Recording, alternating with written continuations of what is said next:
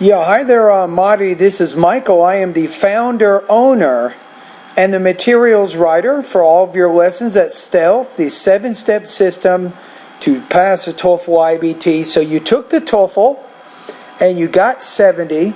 So now you're a little bit more familiar with the structure, right? So you know what's going on in the reading. The reading passages are pretty long. You had some experience in the listening. Speaking was very fast, wasn't it? And then you have the writing with your 2 tasks. So your reading right now is 16, 13 on the listening, 23 on the speaking, 18 on the writing. So you want to take the test in January. Your goal is 95. You say, in fact, I need to focus more on the reading and the writing section as I'm planning to take the Praxis 1.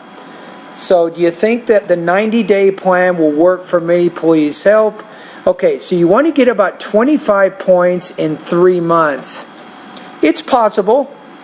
I'm not going to guarantee anything. I never guarantee anything for anybody, but I have had students. I had a student, not exactly in your situation, but his score was 80, and he used my course for 2.5 months, and he was able to get 103. But I cannot guarantee that for you, of course. But excuse me. Yeah, I'm going to say the 90-day TOEFL study guide will probably be the best for you, and I do have some recommendations right now based on the feedback that you're giving me with your subtotals. For the reading area, I do recommend that you do get in the habit, you probably already are, but get in the habit of reading for about 45 to 60 minutes every day. This is very, very important. You can read magazines, newspapers, and longer books.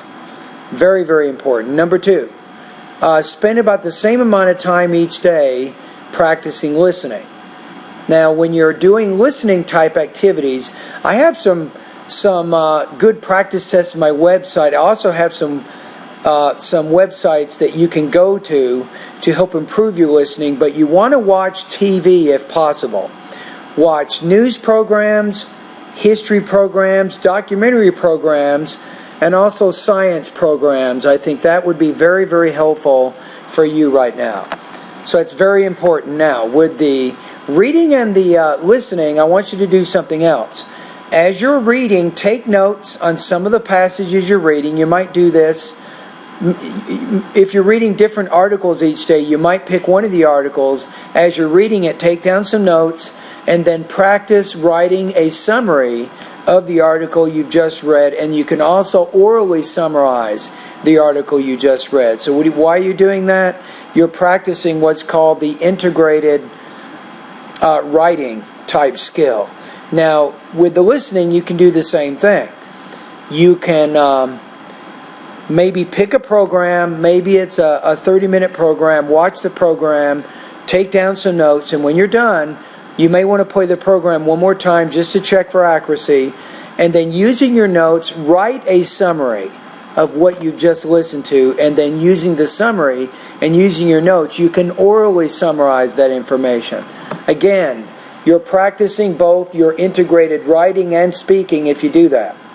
Now, in addition to doing the reading and listening practice, remember, you don't even need my course to do that. You just find your own materials, just be diligent, do it every day. For the next 3 months, I also recommend my online TOEFL course.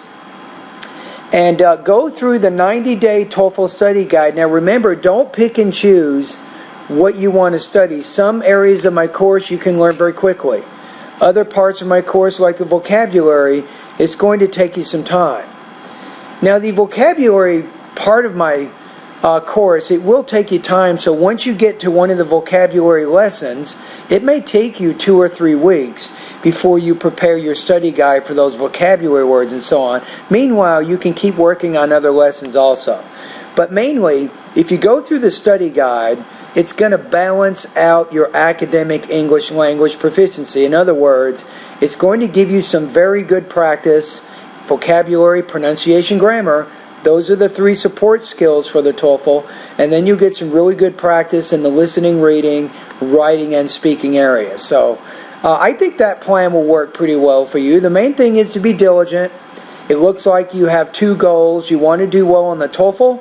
You also want to do well on the Praxis 1 exam. So hopefully, I think as you're going through my course and you're taking my suggestions, you will improve your academic English language proficiency.